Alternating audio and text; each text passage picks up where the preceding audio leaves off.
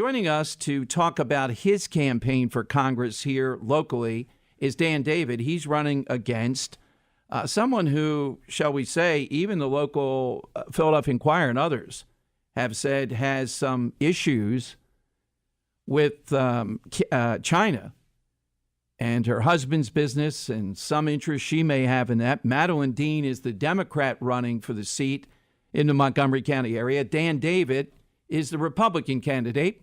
He joins us on the Spring Dance Hot Tub Hotline. Hey, Dan, welcome in. Thank you very much for joining us.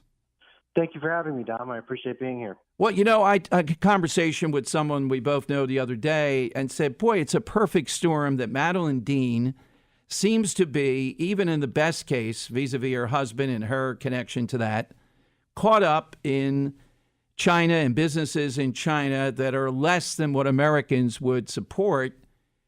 And you are the expert who's even produced a documentary, if you will, on all these things related to China and what a threat we're facing. Do you feel, since we last talked about this, that the media has picked up on it at all? Not like they should have. I give the Philly Inquirer all the credit in the world for doing its work. And, of course, they didn't take any evidence at face value. They vetted the evidence themselves. And it's true that Madeline Dean's family business, you know, isn't a partnership that pays $2.20 an hour and making millions for her family business while sticking by $15 an hour here as a minimum wage. It is true that they do have a large interest, up to $5 million, in a British Virgin Islands tax haven. So when she says she wants to repeal our tax cuts, she literally means our tax cuts, not hers. And it is true that, you know, $20 million came into her family business in January this year where she was seeking higher office. And what's interesting is she values that same stake that was taken and paid $20 million at $3.5 million in her own personal financial filing. So it's interesting that you said she's running against the only congressional candidate out of, 900, close to, that actually has the experience to go get this information. I guess that's bad luck for her. But it's good for us that we have this ahead of time, because I do believe there will be an investigation in this. I don't see how there cannot be.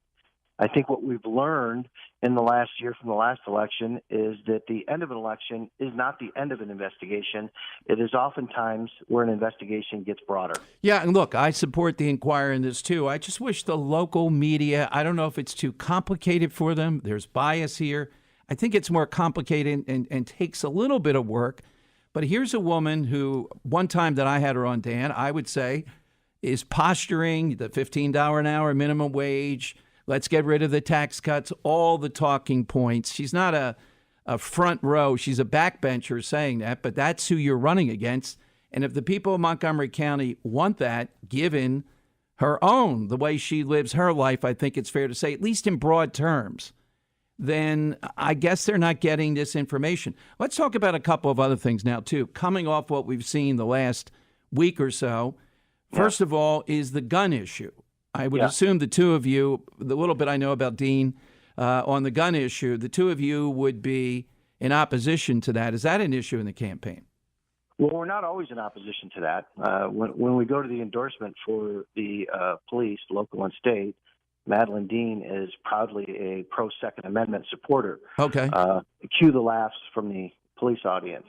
I get the endorsement from local and state police because they know better. When we're in a debate, that's not the case. But I come forward with issues. You know, I'm asked a question, what are you for? What can we do to stop things? And, I'm for expanded background checks. I'm for definitely more communication between mental health professionals and for the police, and understanding that we're not treating the mentally ill like we are. We should treat the mental illness, a broken mind, like a broken bone. But we just put them in jail and they get sicker. Bump stocks, fine. Make me an offer. My opponent basically says, vote me into Congress and I will stop gun violence if elected.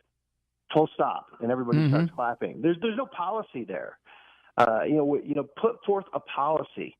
You want to talk about forming a PA Safe Caucus? I don't even know what that means. It got nothing done in the state legislature. It's a book club for politicians if it gets nothing done. Now let's talk about the shooting, which kind of involves guns, but the rhetoric. And now, in your campaign with Madeline Dean, is she in deep opposition to the president? It talks about his rhetoric causing a lot of this stuff. Well, I think rhetoric does cause a lot of this stuff, and I've not seen anything from Madeline Dean's campaign that has anything positive to say. I mean, look, I've criticized the president on certain issues because I feel that's my job. I support the people, but I also say, I call balls and strikes, and I'm happy with the economy. I'm happy with our trade deals. I'm happy with peace in North Korea.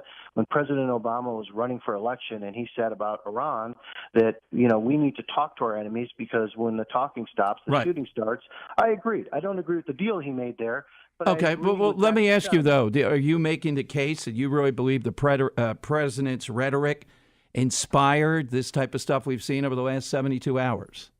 I believe incivility on both sides. And I think you're giving the president too much power when you're saying that he is causing. Well, Dan, I have to tell you, Dan, I support you in this with Madeline Dean, but I don't agree with you on that. That doesn't make people turn into bombers, and it doesn't make them turn into someone going in. No, this is a false rap. I mean, Bernie Sanders talked about Americans dying if health care was taken away, the Obamacare was taken away. He's not responsible for that rhetoric causing a guy to come and shoot at Republicans. I think I just said that. I'm sorry if you're confused there. I'm saying that, on both sides, there on the right and the left, there can be an incivility, but it's only the right that's being accused of this. I mean, it's people getting pelted with eggs going to a Trump rally, and it's not getting covered. It's people not being able to have dinner, and it's it's one news cycle and it's out. I was in Washington, and I was sitting in a conference room, one of the few times I was down there, and there's a glass wall there, and I see Congressman Scalise come by on his crutches. And what happened to him? Right. So no, I'm just saying that when we're talking about incivility, we all have to check ourselves personally. We all have to own our own actions, and we can't just blame one person. Okay, fair enough on that. Now, Dan, if people are still interested, we have a week, which is an eternity in politics. God only knows the things that may happen. Where do they go to your website to help, to volunteer? I know you need that, funding, whatever support they can give. Where do they go, Dan? Yeah, you go to DanDavidForCongress.com. We certainly do need help with volunteers and funding. Madeline Dean is getting out-of-state help and a lot of out-of-state funding. Of course, hundreds of thousands of dollars put into her campaign from her family. I've done 16 hours of town halls with independents, Democrats, and Republicans that you can all look at right now. That's a great way to campaign. It's policy for 16 hours that my opponent hasn't done. No other. I'm with you, by the way. I can't stand self-funders to go into a race and just buy the TV time, and they just own it, whereas people like you go out and actually talk money from Washington, D.C. Zero. Absolutely. Or the state. Dan, thank you. Thank so you very I go much. out there to the people and tell the truth. And let me tell you something. It's been great.